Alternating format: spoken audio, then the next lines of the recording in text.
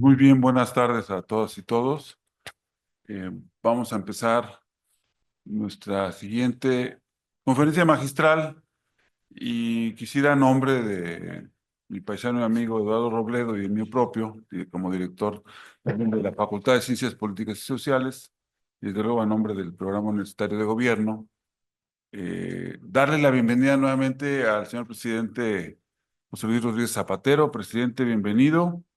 Es muy importante que podamos en este seminario internacional, el buen gobierno en el siglo XXI, tener la posibilidad de dialogar con quien ha estado al frente de un gobierno en la práctica. Desde luego nos toca la parte filosófica, la parte teórica, metodológica. Ya hubo algunos desafíos de su paisano Daniel, que por ahí hizo algunos comentarios valiosos para, como decimos aquí, echarle un poquito de salsa a los tacos, pero me parece que es muy relevante que tengamos esta oportunidad en una audiencia universitaria conformada por alumnas y alumnos esencialmente de la Facultad de Ciencias Políticas y Sociales y profesoras y profesores de toda la universidad en Ciencias Políticas y Sociales. Desde luego nos distingue también, es un gran amigo, el doctor Leonardo Curcio, quien conducirá la mesa, quien también es un fino analista y miembro de esta comunidad universitaria, de tal manera que nos da mucho gusto, presidente, que nos acompañe con la trayectoria que le antecede.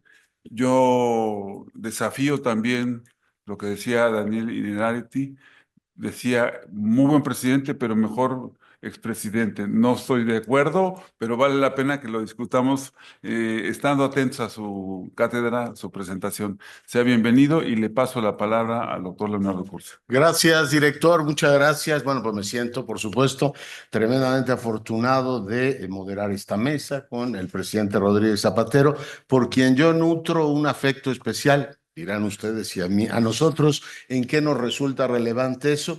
Uno, porque es un gran conocedor de Borges y la última vez que tuve ocasión de entrevistarlo, realmente me deslumbró el conocimiento que tiene el personaje. No había relato, discurso o cuento que no conociera. Y lo segundo, porque la vida me dio la fortuna de que cuando fue electo presidente del gobierno, lo hizo en un famosísimo vuelco electoral y fue muy notable en su momento el triunfo, el regreso del socialismo democrático a la Moncloa, sino porque su triunfo marcó un momento, particularmente para los más jóvenes, vale la pena recordarlo, del triunfo de la verdad sobre la posverdad, la construcción de una verdad oficial que fue efectivamente discutiéndose en lo que es el paleolítico de las redes sociales, en aquel momento eran mensajes SMS. Por tanto, el triunfo de Zapatero, entre otras cosas, tiene un enorme significado político y para mí, anímicamente, significa muchas cosas. Presidente, sea usted bienvenido a esta casa, que usted conoce bien, donde es muy apreciado. Los presidentes, expresidentes del gobierno dicen que ya no tienen poder, pero tienen autoridad. Y usted lo hace intelectualmente, la autoridad moral la tiene para hablar efectivamente sobre los temas de los que hoy efectivamente conversaremos. Así es que no le araño un momento más a la presentación. Me ha dicho usted que hablará en 20 o 30 minutos. Tiene usted la palabra, presidente. Bienvenido a la universidad. Muchas gracias por tus amables palabras. Siempre estoy con emoción en esta prestigiosa universidad. Es la universidad de un continente, es la Universidad de Latinoamérica. Así la tenemos referenciada desde España, la UNAM. Y siempre estoy con emoción en México. En las ya muchas intervenciones públicas que he hecho en este país, siempre he comenzado expresando mi gratitud a México por el comportamiento que tuvo con el exilio español después de nuestra trágica guerra civil y durante la horrenda dictadura. El México del general Cárdenas fue generoso, hospitalario, democrático. Está en la huella de los españoles y de las españolas que tenemos conciencia de la democracia y de lo que significa esa solidaridad. Aquí recabaron 20.000 profesores, abogados, médicos, científicos, muchos de ellos mujeres brillantes, científicas, intelectuales, filósofas. Aquí recabó y estuvo por un tiempo María Zambrano, a quien ahora la universidad le ha dedicado una cátedra. María Zambrano es el estadio más alto de la filosofía española.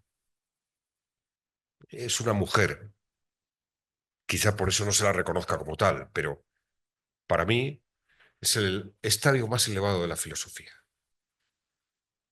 Y quien mejor ha hablado de España y de cómo conocer España.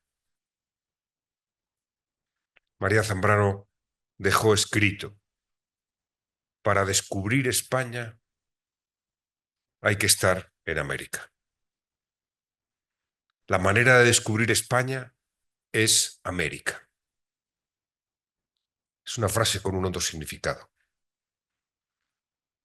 Y yo debo decir que me siento muy reconfortado por haber contribuido en el reconocimiento de la ley de memoria histórica, de la primera ley de memoria histórica de la democracia española en 2007, que ha tenido su continuidad ahora con una nueva ley de memoria, de haber reconocido el exilio en la ley, de haber reconocido a los países que nos acogieron como expresión de la representación soberana del pueblo en la ley. Esa ley, la primera ley de memoria democrática en España, que reconocía a las víctimas de la dictadura, a las olvidadas, a las preteridas, a las abandonadas en fosas comunes durante décadas, que están siendo recuperadas. Quizá una buena lección para sentir la democracia, sentir lo que es la libertad, abominar del odio y de la violencia, es visitar alguna de esas fosas comunes. Por ejemplo, cito una porque tiene un valor simbólico especial en España. Está en Granada, en Biznar. Allí los investigadores piensan que se fusiló a Federico García Lorca, el mejor poeta español, con 38 años. Nunca han aparecido sus restos. Pero esa comprensión, esa sensibilidad, ese acercamiento a lo que significa la violencia, el odio, la guerra, es quizá la primera lección de ciencia política que yo pondría en los manuales. La primera. Yo por eso siento admiración por México, por cómo trató a los transterrados, que decía María Zambrano. Y esa ley de memoria a la que hacía referencia hizo un pequeño reconocimiento, un cierto homenaje, porque permitió adquirir la nacionalidad española a los nietos y hoy a los bisnietos ya del exilio político y del exilio económico que España tuvo durante el franquismo. México, Argentina, Venezuela, Uruguay. Esas dos leyes han permitido que 800.000 latinoamericanos hayan adquirido la nacionalidad española. 80.000 mexicanos. Impresionante. Y mexicanas. Mexicanas, obviamente, descendientes del exilio.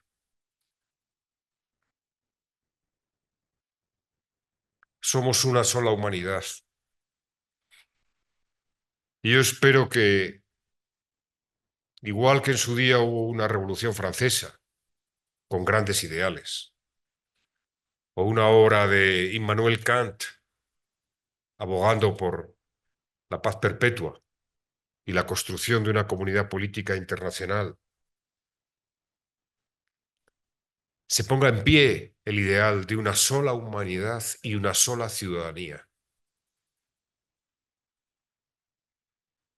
Sin duda, las fronteras y las banderas han dado identidad, han permitido sociedades homogéneas, pero han sido en gran medida, igual que las religiones y el fanatismo, las causantes de tanta violencia, de tanta guerra.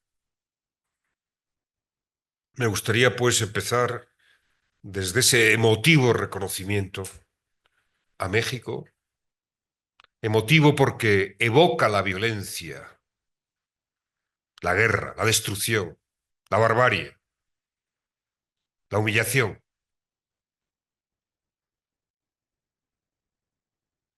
y porque, sin duda, en el proceso civilizatorio que debe representar la política, que representa la política, más aún la democracia, la paz es la gran tarea. La erradicación de la violencia, el primer gran objetivo.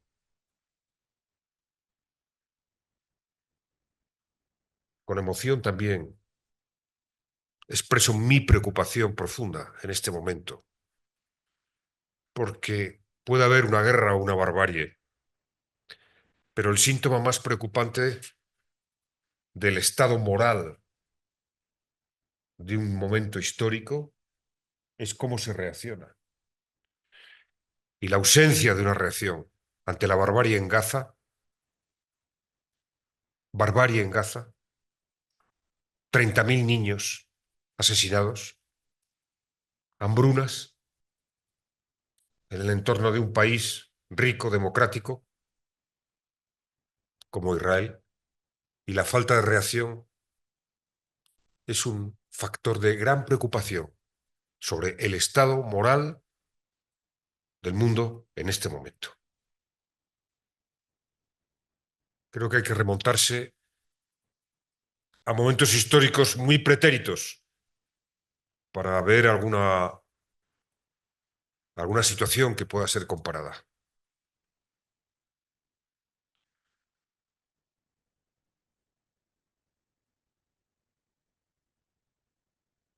Estamos en el momento en el que existe más guerra, más muertes por guerra, más violencia desde el final de la Segunda Guerra Mundial. Esta es mi gran preocupación. Salvo Latinoamérica, que está en paz, es el continente en paz, una paz relativa, porque la violencia es muy intensa y el crimen organizado, que al final ocupa la perturbación de una sociedad, igual que la guerra. Pero, con carácter general, Latinoamérica es un continente en paz. Fue un continente de guerras civiles, intensas. Aún persiste en Colombia una guerra latente de una parte de las guerrillas. Llegó a haber 17 guerrillas organizadas, cientos de miles de muertos en Latinoamérica, en la época de los años 50, 60, al hilo de la Revolución Cubana. Afortunadamente eso fue decantándose después de dictaduras y golpes de Estado a democracias. Sí, la paz como condición, la paz como tarea,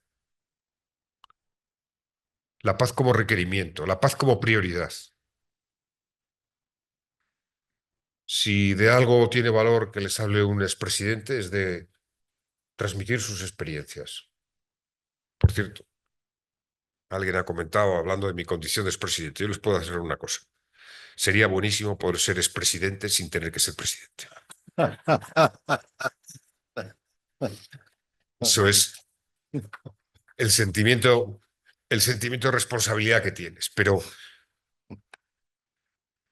yo creo en la democracia. Creo en el poder democrático. Es más, creo que el poder democrático es el poder más legítimo y que actúa con más nobleza frente a todos los demás poderes que he conocido.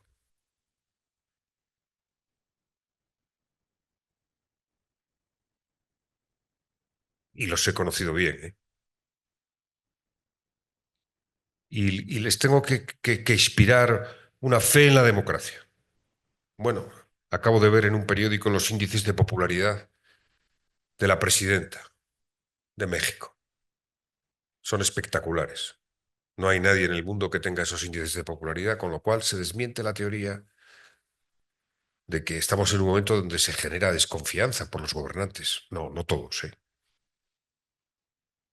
Hay gobernantes que generan gran confianza, como es la presidenta de México. 80%. Yo no recuerdo esos índices de aprobación después ya de unos cuantos meses. Sí, yo defiendo el poder democrático. Yo pertenezco a una clase media de provincias de España. Mi padre un abogado de provincias y un profesor de Derecho Constitucional o Político, como se llamaba. Y sí, me propuse ser presidente de gobierno.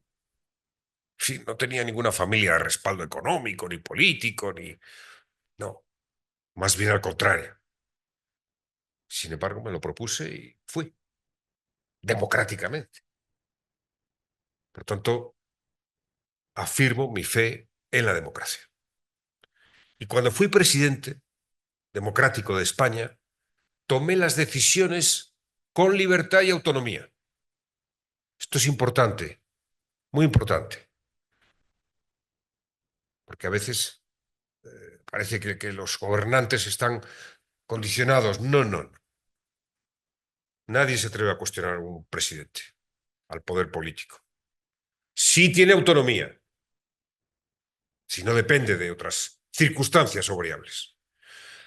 Y esto es muy importante. El principio del buen gobierno empieza por la autonomía del gobierno. Y eso se siente democráticamente cuando un gobernante toma decisiones con libertad. Pero les decía que si aporto algo en la experiencia es mi creciente enojo, mi creciente rechazo radical a la violencia, en todo su tipo de expresiones, al uso de la fuerza, la violencia. Yo creo que es el indicador de nuestro estado civilizatorio.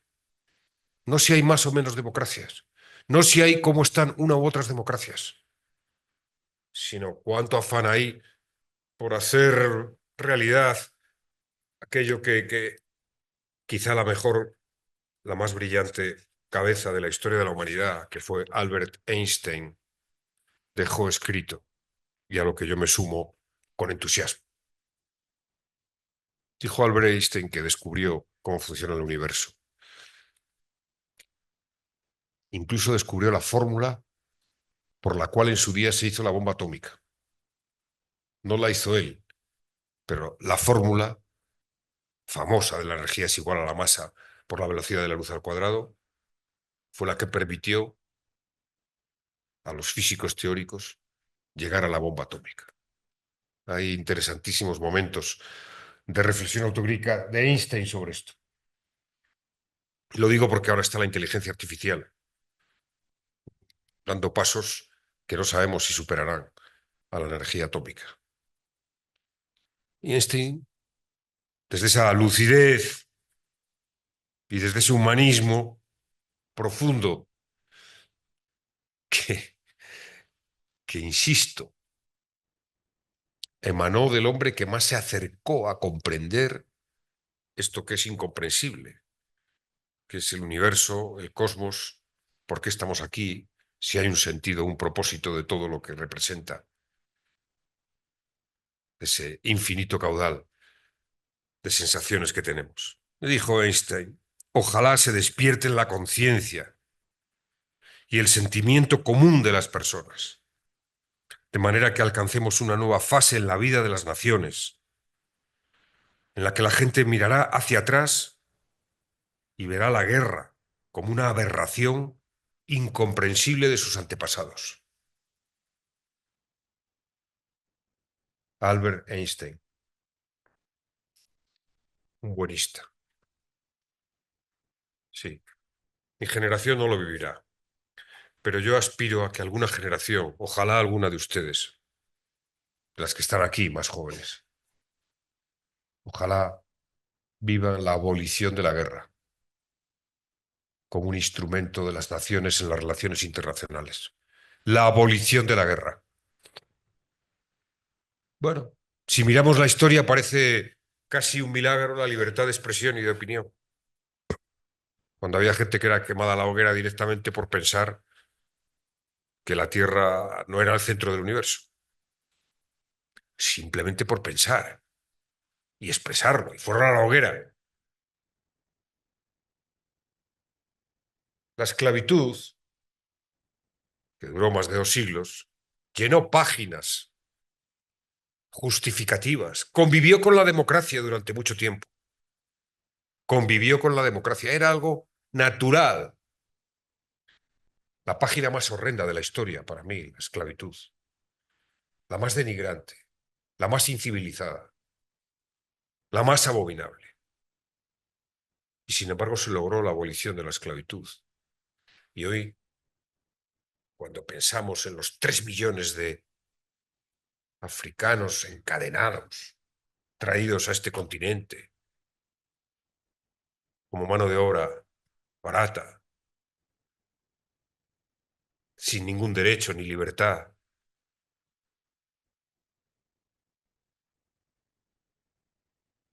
concluyamos que no nos podemos sentir orgullosos de nuestra especie. Esto no hace mucho tiempo. Y ha dejado su huella. Nadie puede entender Estados Unidos de Norteamérica sin la esclavitud y sin el problema racial. Es un factor constitutivo de esa nación. Sí, se han abolido en la historia cosas impensables. Impensables. Y quizá la peor expresión de la historia, en lo que afecta a nuestra especie, ya con un grado de civilización, ha sido la guerra. Y a veces el ímpetu por la guerra. El ímpetu por la guerra siempre va acompañado de una insensibilidad ante la violencia. Una insensibilidad. La banalización del mal, el mirar para otro lado, el individualismo de corto plazo. Y esa insensibilización de la violencia que veo en Gaza, que estamos viendo en Gaza, me preocupa extraordinariamente. Porque Vietnam dio lugar a un gran movimiento de rechazo y está pasando menos cosas graves. Pasaron menos cosas graves. Irak, la guerra de Irak, dio lugar a un movimiento amplio, social, ciudadano, cívico de rechazo. En Europa, en Latinoamérica, en Estados Unidos incluso. Y ahora las imágenes de Gaza parece que nos dejan fríos. Esto va a traer gravísimas consecuencias, desde luego para esa región y para la idea de la paz y de la convivencia. Como lo trajo las invasiones de Irak y todas las que han sido.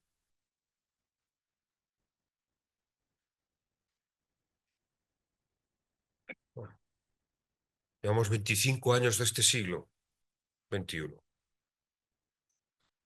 El siglo XX fueron 190 millones de personas muertas por la guerra, por la violencia, con episodios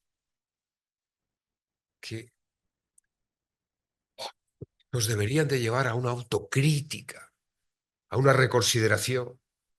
E insisto, que todos los manuales de ciencia política, relaciones internacionales empezarán por la paz y la violencia. Todos. La Primera Guerra Mundial.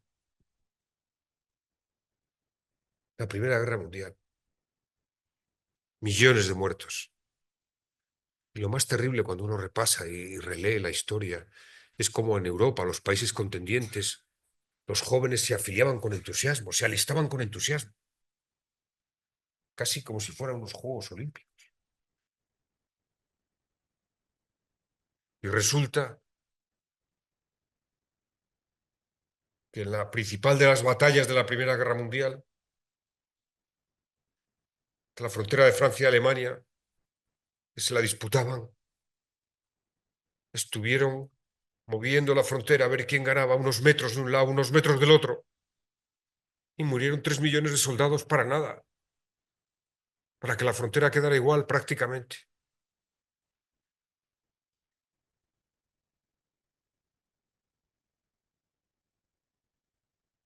Sí, hablamos de la Segunda Guerra Mundial y del final, pero Europa, incluso después de la Segunda Guerra Mundial, fue un continente salvaje, de violencia. Y no digamos la perduración de las dictaduras en Portugal, en España, en Grecia. 190 millones. Llevamos 25 años de este siglo XXI, que empezó con un cierto aliento de esperanza. Año 2000, Cumbre de Naciones Unidas, Objetivos del Milenio. Es verdad que era casi un momento, en fin, muy excepcional. Borges, nuestro incomparable Borges. De verdad, sí, una de las maneras mejores de ser felices en la vida es leer mucho a Borges. Se lo recomiendo.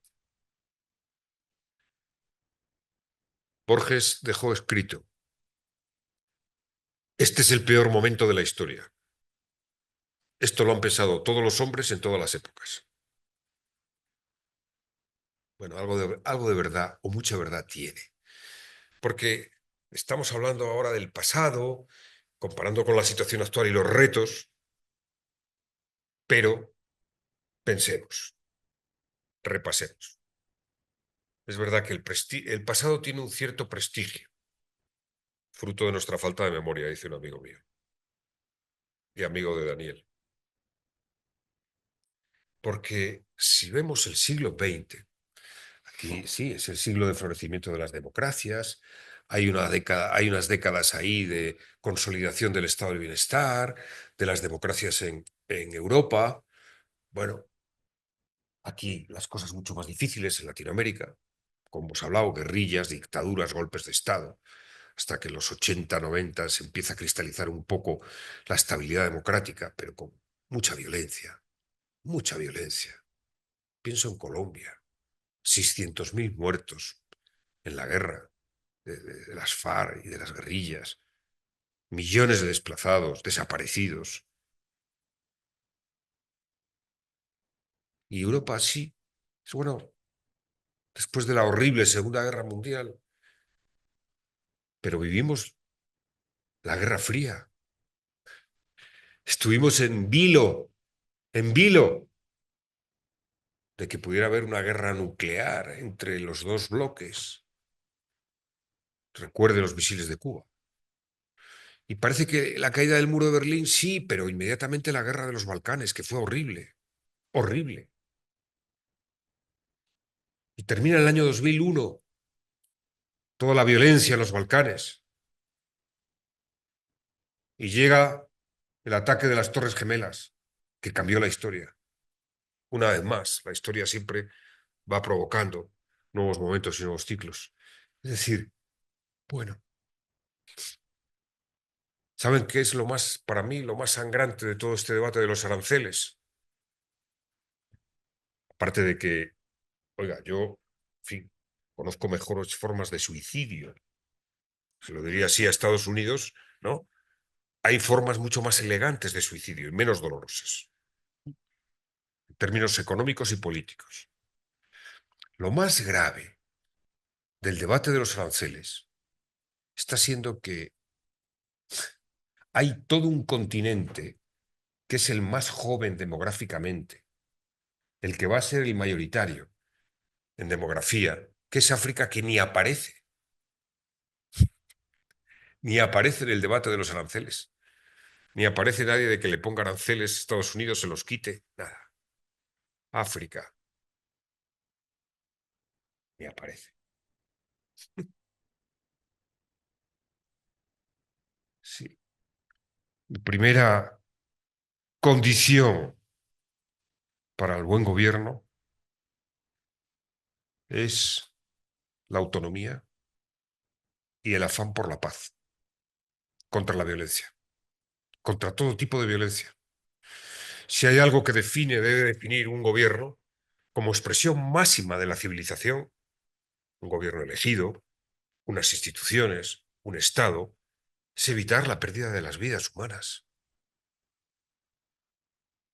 Bien por la violencia, bien por cualquier otra circunstancia. Es el estadio más elevado de la civilización, la defensa de la vida, el rechazo al odio, a la violencia. La paz es cultura. La paz permite abrir valores en favor de la convivencia. Y cuando uno ve a los jóvenes en las calles defendiendo la paz o en contra de la violencia, ahí sí vemos esperanza. Esperanza a la que aludía mi querido Daniel. La esperanza acaba de publicar mi filósofo preferido en este momento, Byung-Chul Han. Acaba de publicar su último libro, El espíritu de la esperanza. Hace un recorrido histórico sobre la esperanza en la filosofía y concluye en dos cosas. La esperanza es iniciativa, movimiento, acción, reforma, cambio, creatividad. No es esperar, es hacer por esperar. Y dos, perdón, capacidad de perdón. ¿Qué razón tiene? No habría democracia sin perdón. Todas las democracias están fundadas en el perdón y en la reconciliación, de una u otra manera. Por eso cuando veo que no hay acción, que no hay movimiento, que no hay reforma, que no hay cambio, que no hay impulso, que no hay iniciativa, llego a la conclusión de que estamos en niveles bajos de esperanza, Daniel. Esta es mi gran preocupación. Mi confianza, a la luz de la historia, es que habrá una reacción. No sabemos cuándo se producirá, no sabemos cuál será la chispa. Quizá aparecerá en Estados Unidos un Martin Luther King, nuevamente.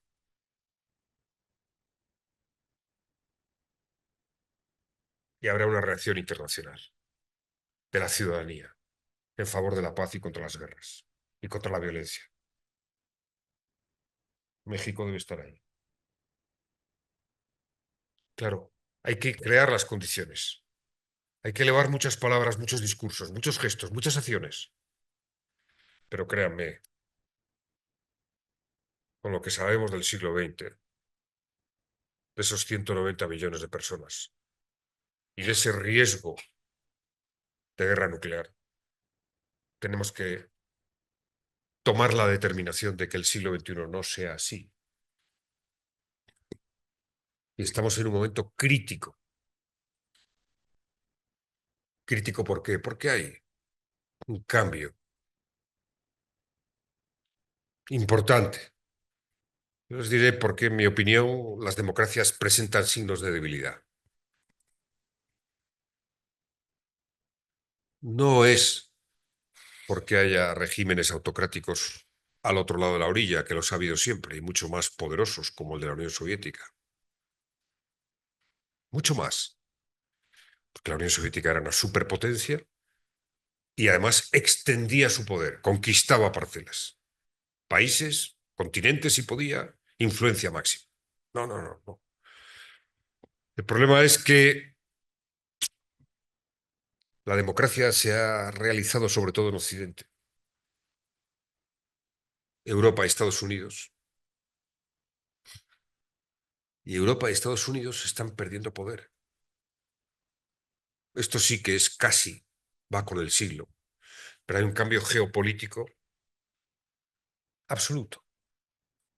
Europa y Estados Unidos llegaron a ser en los años 50, 60, el 60% del PIB mundial,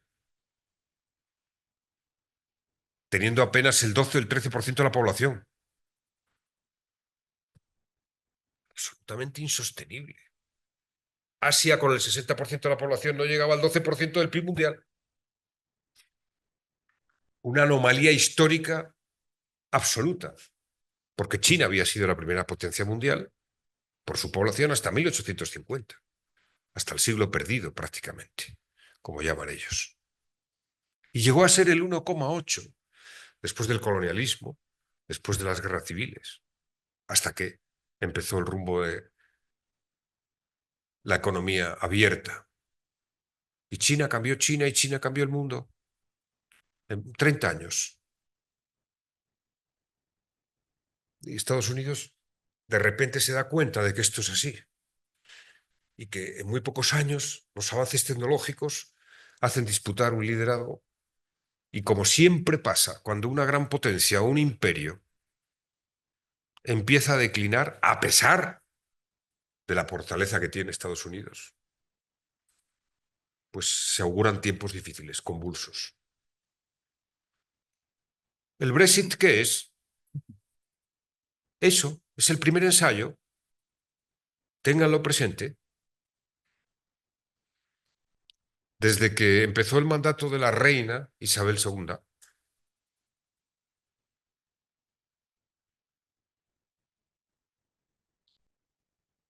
hasta que murió la reina Isabel, Inglaterra pasó, Gran Bretaña pasó de ser el 10% del PIB al 3% del PIB mundial.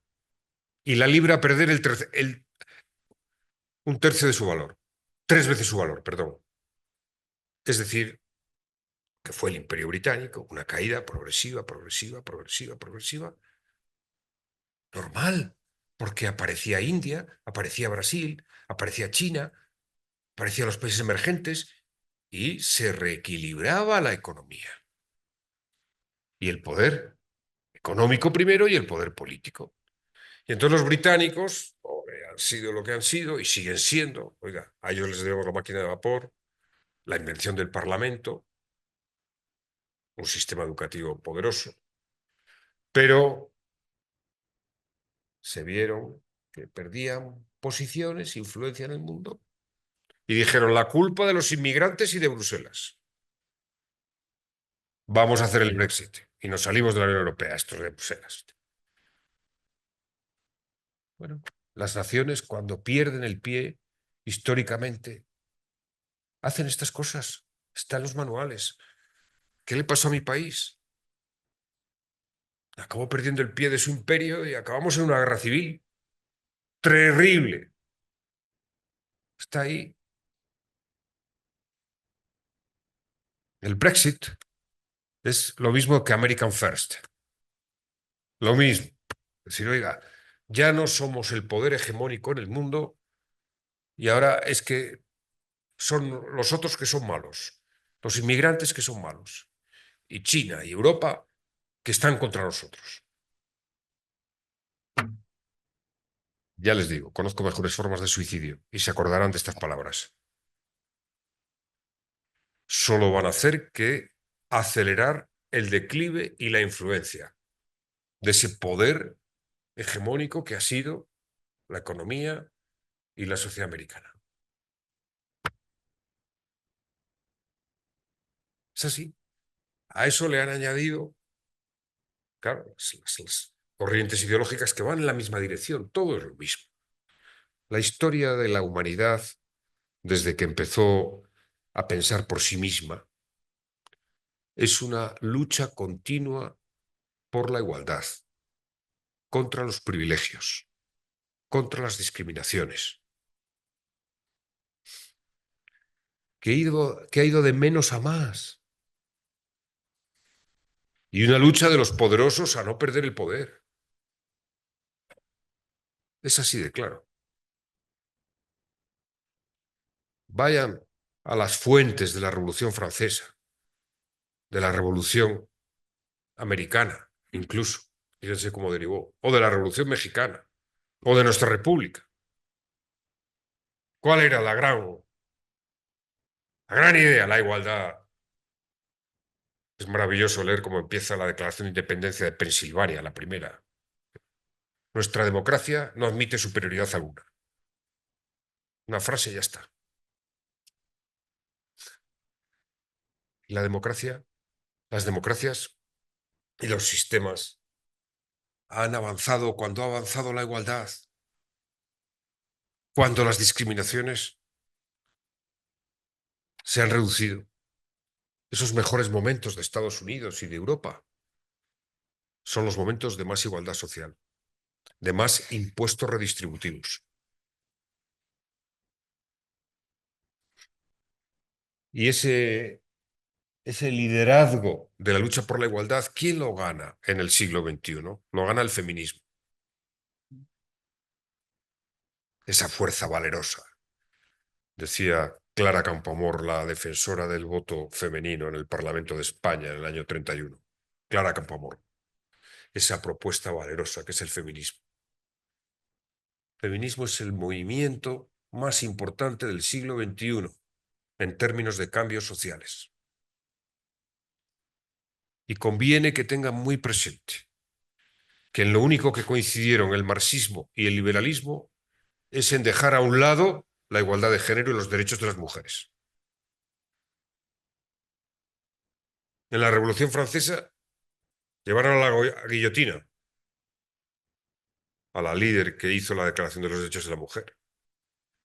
Y el marxismo no se recuerda que diera pasos en la igualdad de género, ni está en las obras de los clásicos pensadores. Afortunadamente, el feminismo que late igualdad ha nutrido la democracia en estos últimos 20, 30 años. Y como siempre que ha habido un gran cambio social, este sí que es social, e histórico. ¿Qué digo histórico? Prehistórico, Daniel. Le recomiendo un libro de una arqueóloga, catedrático vicerrectora de la Universidad de Granada, que se titula Prehistoria de mujeres. No sé cuántas ediciones lleva, 10 lo menos. Prehistoria de mujeres. Una arqueóloga que ha estudiado cómo en toda la prehistoria, que es mucho más larga que la historia, se ha discriminado, se ha marginado, se ha ocultado, se ha obviado el papel de las mujeres como recolectoras, como agricultoras. Es muy, muy, muy significativo que los museos arqueológicos, las figuras representadas, solo un 20% sean mujeres. Ah, pero coño, si al menos eran 50, ha sido toda la vida eso. Y ese movimiento feminista ha sido el movimiento que ha provocado la reacción contrademocrática. ¿Por qué? Porque ese sí que es de fondo. Ese sí que pone en cuestión, tanto más que el sufragio universal, los derechos de las mujeres, la no discriminación. Porque a partir de ahí se ha abierto y se han abierto las carpetas que estaban cerradas y escondidas, el feminismo, de la diversidad, de la equidad, de todo tipo de discriminación. Definitiva, que es la democracia más que una lucha en contra de cualquier tipo de discriminación. Y toda la reacción, eso que han inventado del woke, sí. Cuando el movimiento sufragista hubo cátedras, seminarios, estudios, libros, publicaciones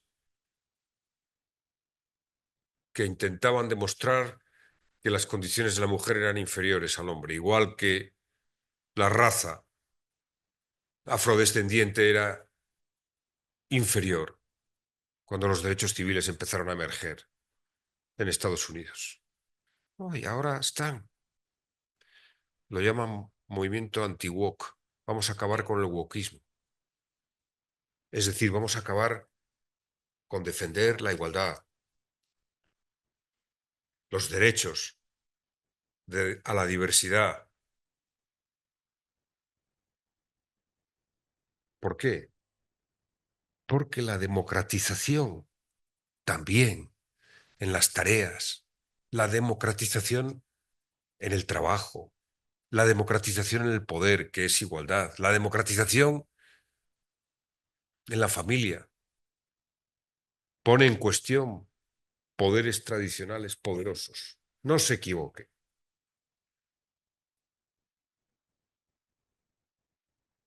El problema no es que sean buenos o malos, por ir a la terminología, el problema es que no quieren ceder su poder. Este es el problema. Da igual que sea un heterosexual machista que un poderoso capitalista. Me contaban una anécdota de Davos fantástica, del último Davos. Estaban allí todos los grandes escuchando a Milei. Oiga, Milei es una cosa, en fin, ¿no? No, no es, no, ellos no. Es un discurso completamente, en fin, locoide. Acabar con el Estado, ¿no? El Estado ha sido el proceso civilizatorio de la humanidad, lo público. Cuanto mejor sea un Estado, más institucional, más perdure, eso lo explica brillantemente Innerarity, mejores políticas públicas hay, sin equívoco. Pero me contaban que estaban ahí las grandes empresas del mundo, hombre, y leí, claro, pero que en el fondo les ponía mucho, que en el fondo les ponía.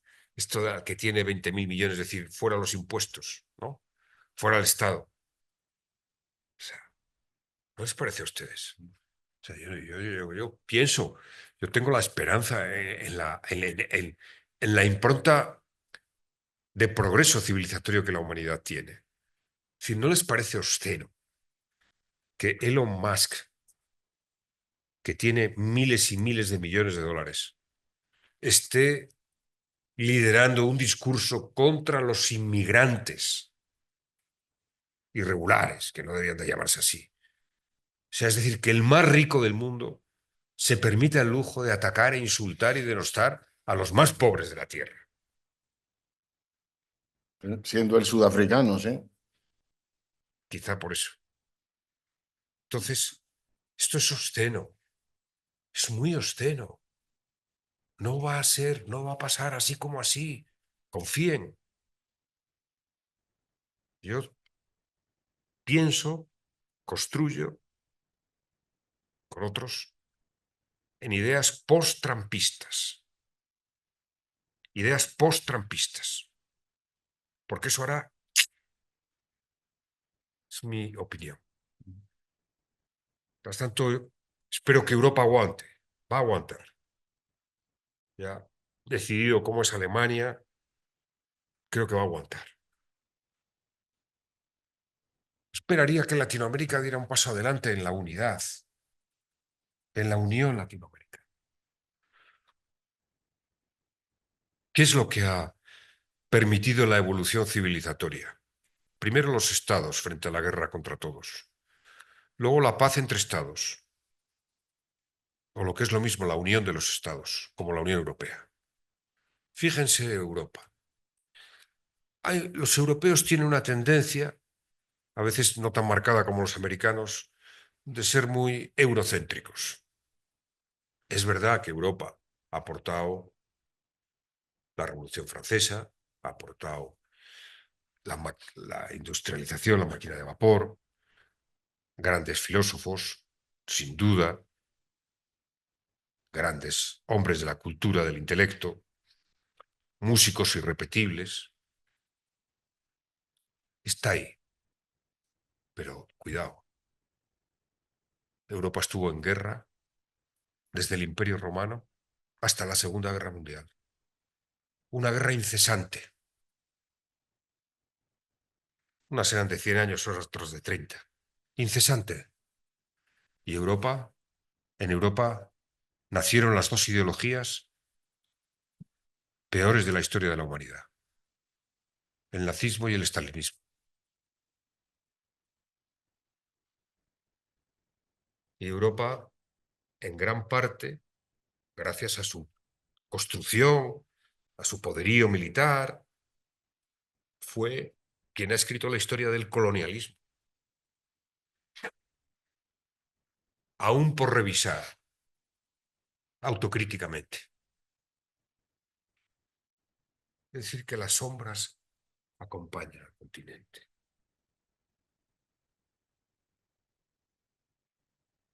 Y por tanto, creo que el único momento de verdad ilustrado de Europa,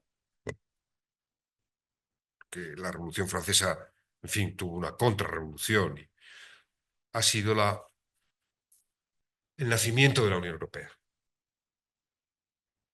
Fíjese, 27 naciones, 25 lenguas, países que hemos estado en guerra y que hemos construido un mercado común, un parlamento conjunto, un gobierno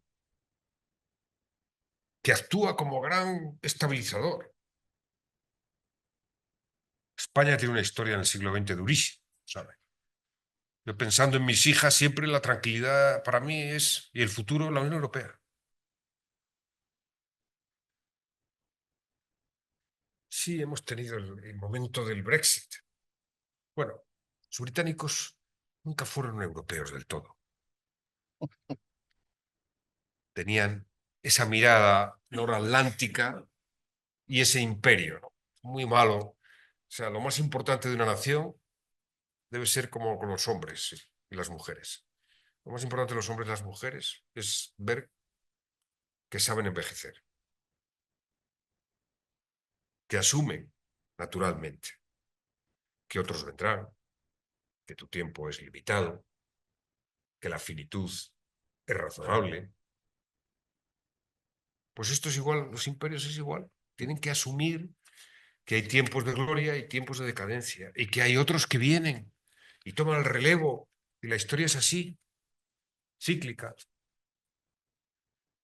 Yo entiendo que el mundo árabe, musulmán, fue una civilización esplendorosa hasta hace 4 siglos, con grandes filósofos y grandes aportaciones tecnológicas. China en su día. Ahora ha tenido Europa un papel muy importante, y Estados Unidos, por supuesto. ¿Saben gracias a qué? A la educación, que sería mi segunda condición de un buen gobernante. El afán por la paz y la defensa de la educación, el conocimiento y la cultura. Y la educación de la democracia. Nosotros nos planteamos por qué la democracia tiene debilidades. Y yo me planteo qué hemos hecho por la democracia para educar en democracia. Que la democracia es un sistema complejo. Un sistema donde hay que, lo decía muy bien Irarity, yo lo tengo, he dicho algunas cosas parecidas. Digo, es tan importante en la democracia la oposición como el gobierno. Casi es más importante el líder de la oposición que el presidente del gobierno. Yo he sido las dos cosas. Claro. ¿Cuál es la esencia de la democracia? La aceptabilidad de la derrota. ¿Por qué Estados Unidos está como está? Y atentos, porque vamos a tener como una serie de Netflix, ¿eh? Acuérdense. Porque hay una parte de la sociedad que no aceptó la derrota hace 4 años, hace 8, hace 5 años. Entonces, ese es el límite. Afortunadamente en Europa ningún gran país todavía, cuando ha habido un resultado electoral, se ha puesto en cuestión. Ahí es donde el sistema cae. Y ha caído en Estados Unidos. Ellos no lo saben todavía. Pero su crisis político, institucional y social se sustanciará. Esperemos que de forma pacífica. Pero se producirá un shock, un cambio profundo, un momentum que tiene energía social y democrática para ello. Y hay que estar preparando la construcción de la comunidad política internacional post Estados Unidos, asumiendo que ya no es el único líder en el mundo, e ir a una construcción de comunidad política renovada. Si lo mejor que ha hecho la humanidad fue la Carta de San Francisco, el mejor texto histórico jurídico internacional es la Carta de San Francisco, la Carta Constitutiva de Naciones Unidas. Cada vez que se la traiciona, se pone en cuestión el orden pacífico. Y quienes más tienen que demostrar que respetan las leyes internacionales son las democracias. ¿Por qué? Porque están fundadas en el principio del respeto a la ley. La elección popular de los gobiernos y respeto a la ley. No. Tendremos más democracia si las democracias serán más fuertes, si logramos una coexistencia pacífica de todas las naciones. El problema de la democracia en algunos países, de su debilidad, no es China. Es el cambio de Occidente. Y la realidad de que Asia es el 60% de la población, y fíjense el dato, dentro de 5 años, el 75% de los universitarios asiáticos ganan ya todas las pruebas de matemáticas, todos los informes PISA. Y no es, o sea, tenemos que tener esa visión, esa perspectiva histórica. No es algo anormal, es lo normal porque son el 60% de la población. Y deberíamos de alegrarnos. Yo me alegraría el doble si fueran sistemas todos democráticos, desde luego. Pero me alegro de que todos esos países o muchos países saquen de la pobreza a mucha gente. Porque eso iguala al mundo. Siempre que se iguala al mundo, se da un paso en reducir las desigualdades, hay esperanza. Sí. Es la reacción contra la igualdad, la explicación de todo lo que pasa en este momento histórico. Contra la igualdad de las naciones por parte de los más poderosos que no la aceptan. O al menos tener pares. Y es la reacción contra la igualdad de las mujeres. Eso que llaman el wokeismo. Es la reacción contra el progreso.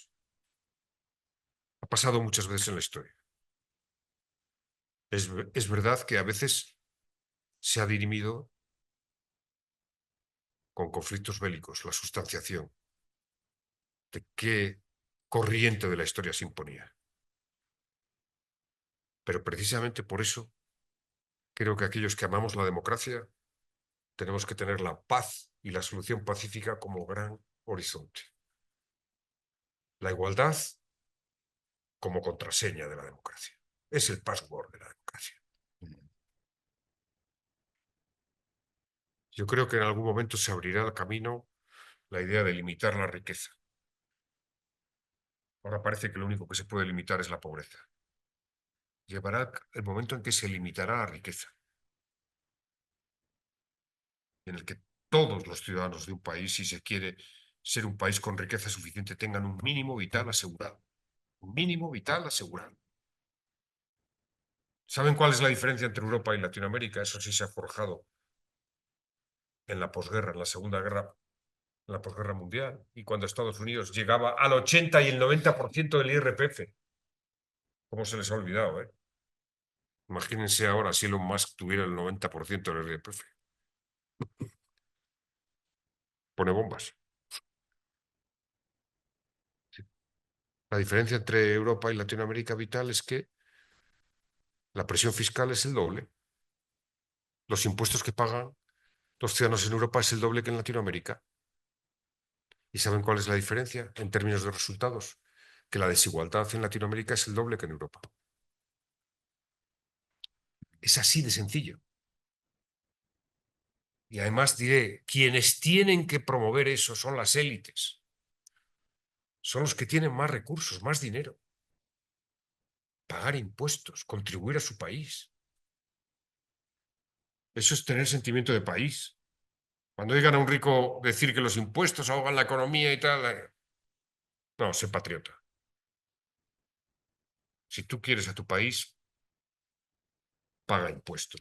Y si te ha ido bien en la vida, y yo lo celebro, siéntete orgulloso de pagar el 50% de los impuestos, lo que ganes. Estarás produciendo becas, carreteras, laboratorios, personas sin pobreza y sin miseria. Y ese es el gran desafío, la paz y la igualdad. Muy bien. Los gobernantes pueden hacerlo, pero cuando son empujados por la sociedad civil, van más rápido. Gracias. Gran tema, presidente.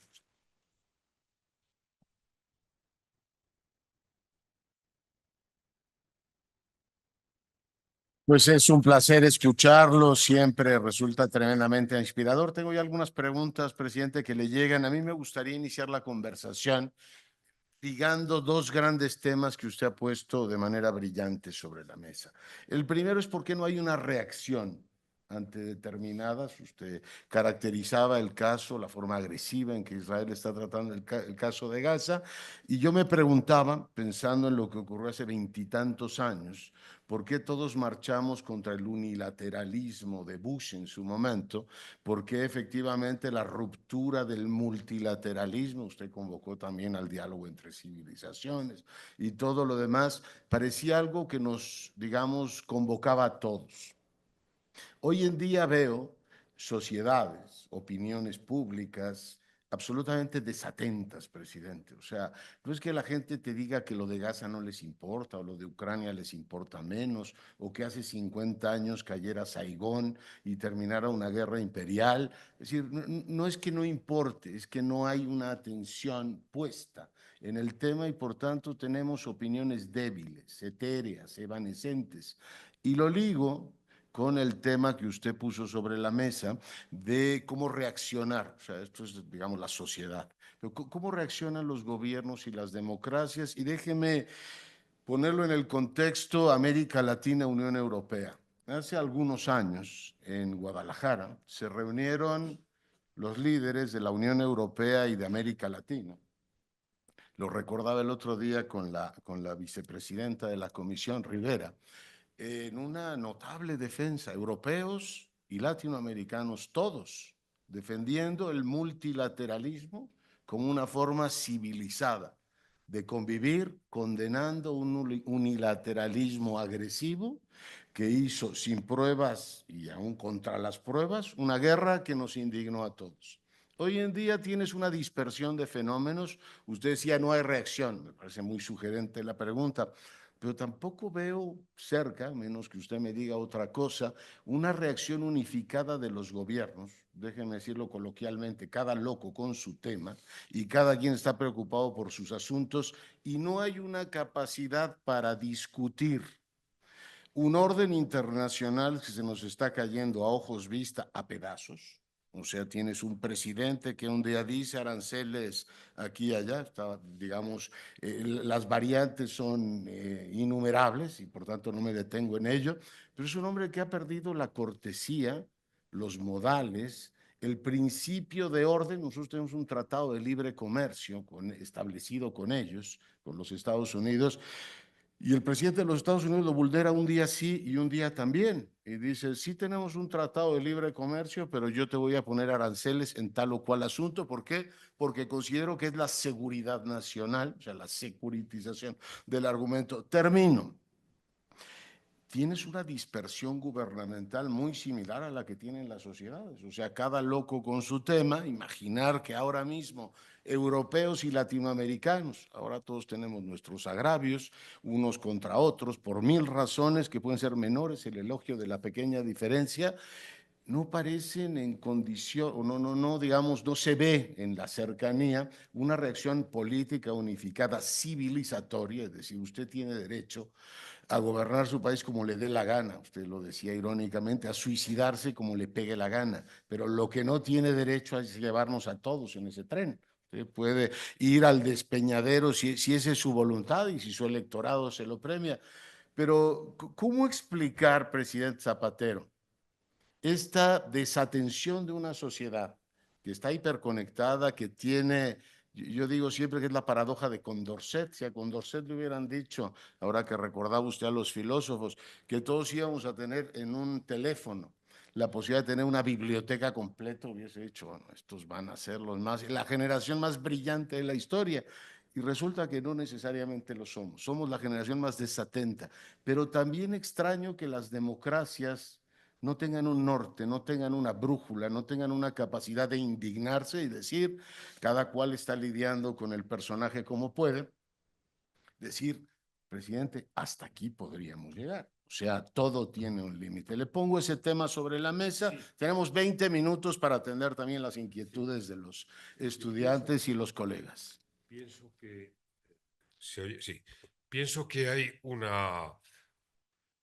un colorario, una consecuencia de la reflexión que he trasladado sobre el cambio geopolítico, la pérdida de hegemonía de Estados Unidos, que lo lleva fatal, pero bueno, no les critico porque ha pasado así con todos los imperios, incluido el país al que pertenezco, y hay que asumirlo, hay que intelectualizarlo, hay que intentar aislarlo, hay que ver que se pueda producir con el menor coste y daño posible al conjunto de la humanidad. ¿Por qué digo esto? Porque es evidente que la reacción de Israel va en la misma dirección.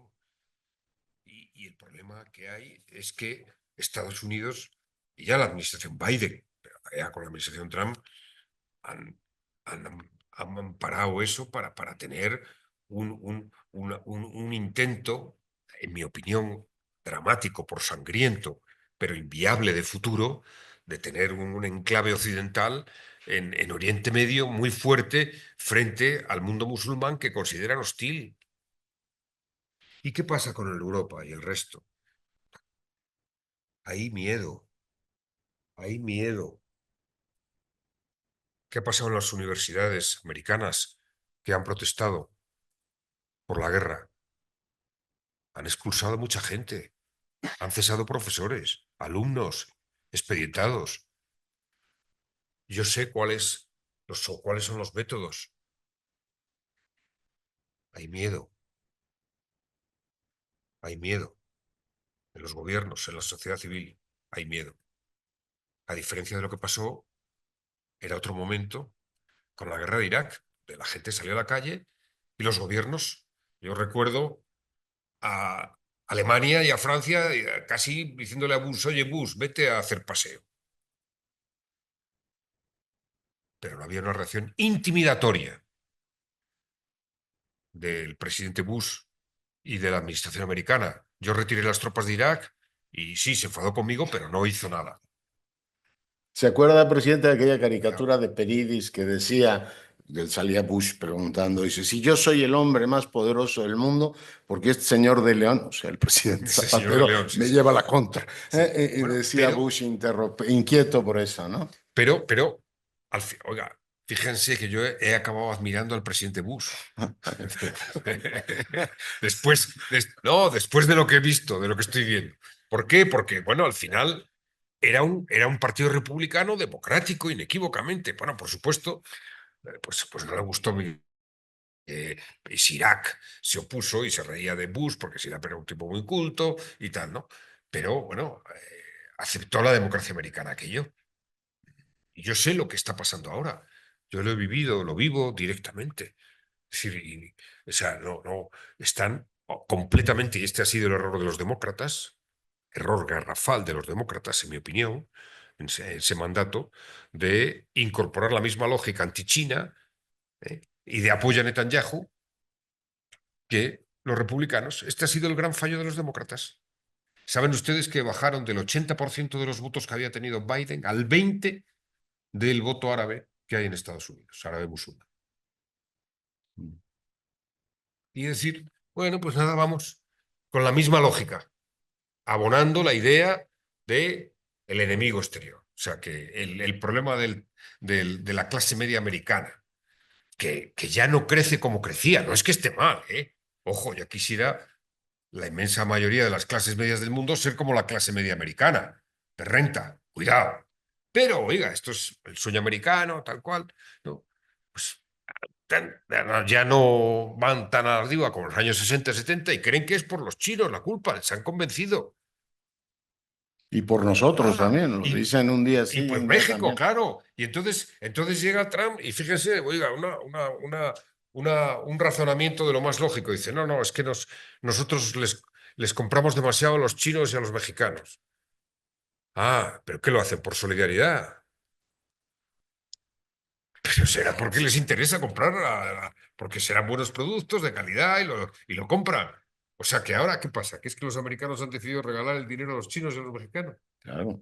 Sí, O sea, un esta es gesto la de... ilógica de lo que se plantea, que bueno, en fin, la contradicción es tan profunda, que el país que abandera el libre comercio, la globalización y demás, llegue a establecer un decreto imperial, ¿eh? antiglobalización y anticomercio internacional, que eso se va a caer.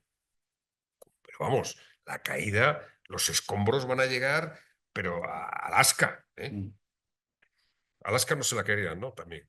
Groenlandia, Groenlandia la Canadá. quieren y Panamá. Pero fíjense, la reacción de Canadá y de Australia, que ha habido elecciones, ¿eh? Sí, sí, muy interesante. Bueno, hay un montón de preguntas. Los jóvenes le preguntan cuál debería ser nuestro papel en la actualidad. Hay muchas preguntas sobre México. Hay dos temas que quisiera ponerle sobre la mesa reflexionando sobre el buen gobierno y la autonomía. Habló usted de la paz y lo hizo de una manera brillante. En América Latina, guerras o violencia política tenemos menos que en otras épocas, pero tenemos una violencia criminal que tiene todos los vicios, presidente, ser Correcto. una maldición bíblica. En este país han muerto en este siglo 500.000 de personas. Y naturalmente por homicidios. Todos los días hablábamos de 60, 70 homicidios y yo leo que Italia tiene 350 homicidios en un año y digo, ¿qué tendremos nosotros que no tienen ellos? Esa violencia criminal se puede tratar, se puede establecer un paralelismo y si no se puede, me lo dice usted con toda rotundidad, con la forma en que las democracias, por ejemplo, manejaron el terrorismo, que en su momento se convirtió en un problema muy serio para las democracias, la española, la italiana y muchas más. ¿Hay alguna forma de establecer un paralelo entre la violencia de las organizaciones criminales? Por cierto, meto también el concepto de autonomía ahí. No solo se tiene autonomía frente a los poderes económicos, en estos países nuestros, Colombia, México, la autonomía de la clase política respecto a la criminalidad es un tema candente. Sobre ese asunto, ¿qué me dice, presidente? Hay una constatación evidente y es que el crimen organizado, cuando se instaura en una sociedad, es dificilísimo de ser combatido. Y cuando se extiende, ustedes lo saben mejor que yo, dificilísimo. Sin duda, para mí debe ser el objetivo principal de México, la gran tarea. ¿Cuáles son los dos factores, en mi opinión, decisivos? Uno, una perspectiva no hipócrita de Estados Unidos en relación con el consumo, con las armas. No sé si algún día llegará, pero hay que provocarla. Y la segunda, hay una relación directa, lo decía el Papa Francisco, directa entre la desigualdad, la miseria, la pobreza y la violencia y el crimen organizado. He estado escuchando a ONGs en Colombia, donde incorporan al crimen organizado a chavales con 15, 14 años, que no tienen futuro, y les convencen, les van a dar $300 por hacer al principio, en fin, trabajos menores. Les dan una pistola y eso ya es un poder enorme. Las armas. Miren, yo he sido presidente de gobierno. A menos armas, más prohibición de armas, menos violencia y menos delincuencia. Una de las cosas que funciona bien en España y en los países europeos es un control durísimo de la tenencia de armas. Porque aquí estamos hablando del crimen organizado, pero fíjense las cifras de violencia por muerte en Estados Unidos, donde hay más armas que ciudadanos. Ah, esto es así, esto es constatable. No vale el argumento de que tener armas para defenderme. No, ya sabemos lo que pasa. Nosotros hicimos una apuesta durísima en España, el control de armas, el control de explosivos. Es muy duro. Luchar contra la pobreza y en favor de la educación. Claro. Institucionalización. El profesor Linearetti insiste tanto en ello. Ser una policía institucional, una justicia institucional, bien pagada. Aquí no cabe hacer demagogia. Queremos luchar contra el crimen, hay que pagar a los que mejor, a la policía y a los jueces. Mire, tomo nota de eso, muy interesante. Hay muchas preguntas, nos quedan 5 minutitos. Daniel Francisco pregunta, ¿cuál fue el desafío más grande que tuvo como presidente? Creo que es interesante la pregunta. Muchos otros preguntan sobre temas que tienen que ver con el desarme y otros asuntos. El tema de la, digamos, convivencia en las democracias con la migración se ha convertido en un problema muy serio. Usted conoce muy bien esta región y conoce muy bien a los vecinos. El antimexicanismo se ha convertido en una carta triunfadora en la política norteamericana. Trump ha ganado 2 elecciones, hablando, en la última elección habló de la invasión. O sea, está literalmente su socio comercial con el que somos su principal proveedor. Él acusa todos los días de que estamos invadiendo su país. Y además lo hace porque el débil gobierno de Biden y el gobierno de México han efectivamente generado eso. Le pregunto en una mirada más extensa, ¿cómo pueden las democracias organizar mejor la convivencia? Y le cuento una anécdota boba, pero es una anécdota ilustrativa.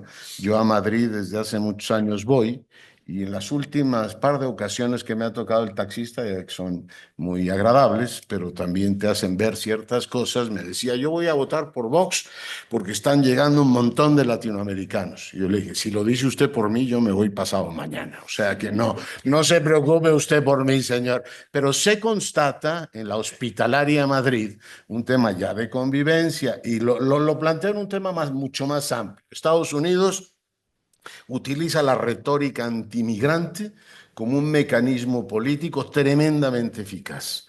Y lo voy escuchando en la señora Meloni, lo voy escuchando hace tiempo, estuve en un par de países europeos y no hay país al que vayas donde no te digan nos están invadiendo, vienen los migrantes, etcétera. ¿Cómo pueden organizar la convivencia desde su punto de vista? La convivencia de las democracias con este fenómeno que es innegable, la migración Ajá. internacional se está dando. Presidente. Bueno, incluso han ido más allá. El vicepresidente Vance hizo una declaración hace unos días diciendo, refiriéndose a Gran Bretaña, para apoyar a los de UK, que Gran Bretaña estaba a punto de ser un país que podía ser musulmán y el primer país con energía, con una bomba nuclear. O sea, esa declaración ha llegado a hacer, o sea, ver a Gran Bretaña gobernado por el islamismo, que es como, o sea, es más que distópico, ¿no? Ya Trump es distópico, pero claro, esto es decir, bueno, oiga, los países lo pagarán. O sea, sí, sí, hombre, yo creo que en España, a pesar de lo que cuentas, que es verdad que hay una parte de las fuerzas políticas que de momento son minoritarias, que hacen un discurso antimigración, lamentable, porque seguramente ese taxista no tiene ningún problema cuando se sube un rico mexicano, que ahora sí que hay muchos ricos mexicanos comprando casonas allí en Madrid, ¿no? No, esos no tienen problemas. Pero, claro, pero fíjense, eh, la economía española, que está muy bien, más de un 50% del crecimiento económico, que estamos siendo el país mejor de la OCDE, es gracias a la inmigración. Es gracias a la inmigración.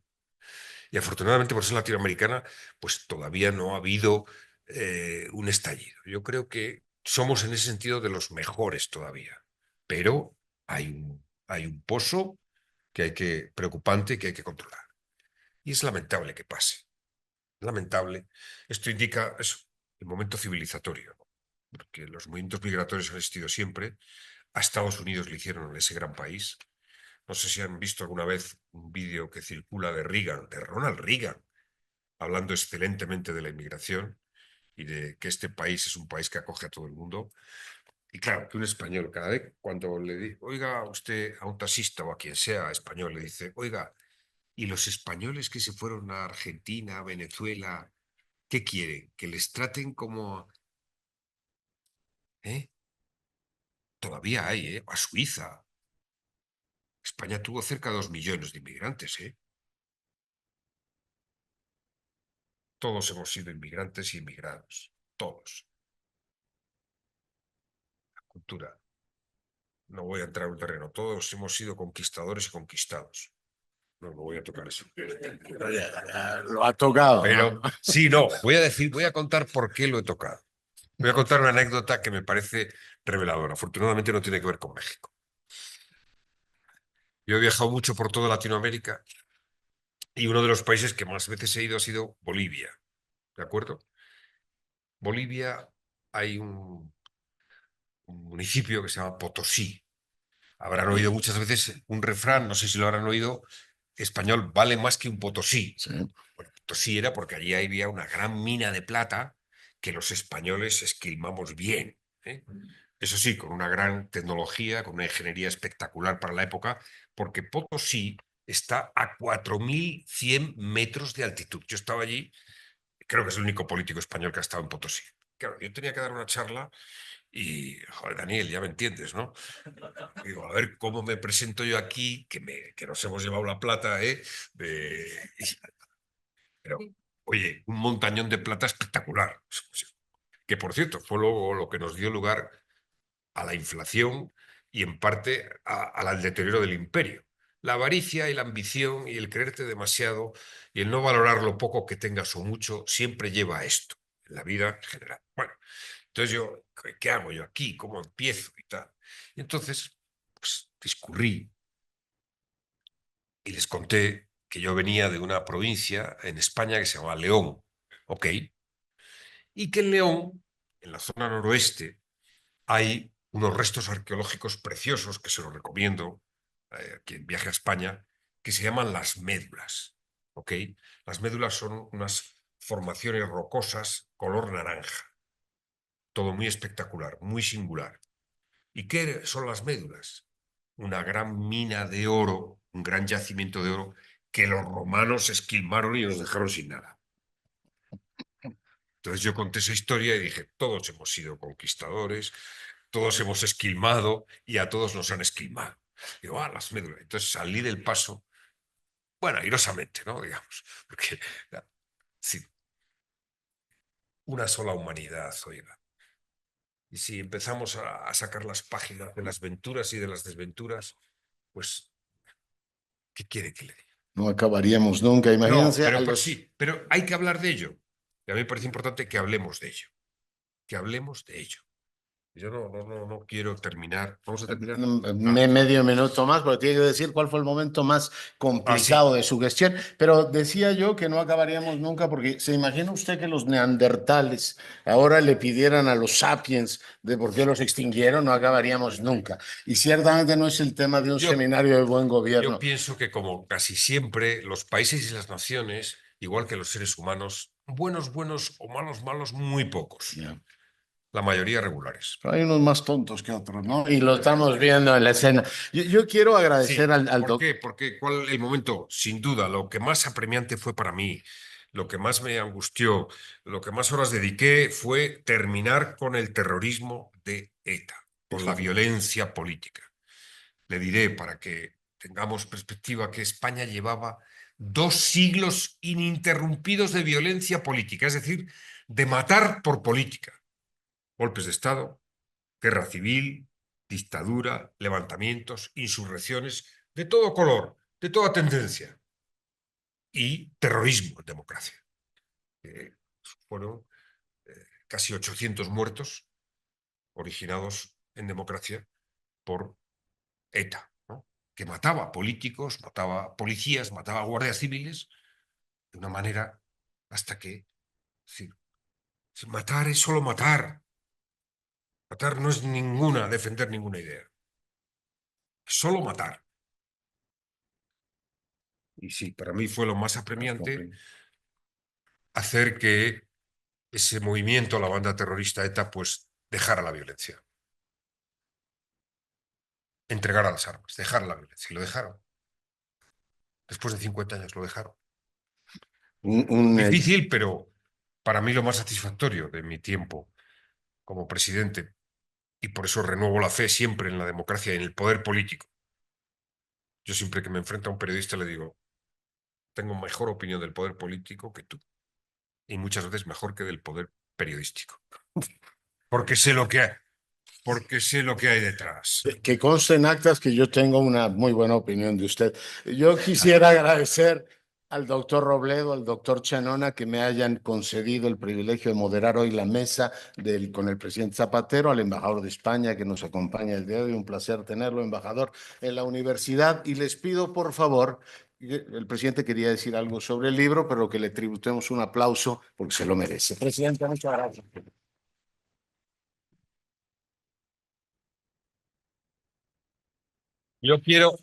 Si quiero terminar con una cita de Gabriel García Márquez, una cita de Gabriel García Márquez, que es preciosa, maravillosa, que conmueve, que nos convoca a la idea de la no violencia y del respeto y el amor a la naturaleza, porque nosotros somos naturaleza. Decía García Márquez, desde la aparición de la vida visible en la Tierra, debieron transcurrir 380 millones de años para fabricar una rosa, sin otro compromiso que el de ser hermosa. Y 4 eras geológicas para que los seres humanos, a diferencia del bisabuelo pitecántropo, fueran capaces de cantar mejor que los pájaros y de morirse de amor. No es nada honroso para el talento humano, en la edad de oro de la ciencia, haber concebido el modo de que un proceso multimilenario tan dispendioso y colosal pueda regresar a la nada de donde vino por el arte simple de oprimir un botón. Gabriel García Márquez. Fantástico. Y bueno, pues no todos los días tengo la fortuna de entregarle a un expresidente del gobierno un diploma de reconocimiento, pero se lo Gracias. entrego, presidente, mi gratitud y un placer escucharlo. Pues muy buenas tardes, de verdad, yo soy Leonardo Curcio y les agradezco nuevamente su atención. Gracias.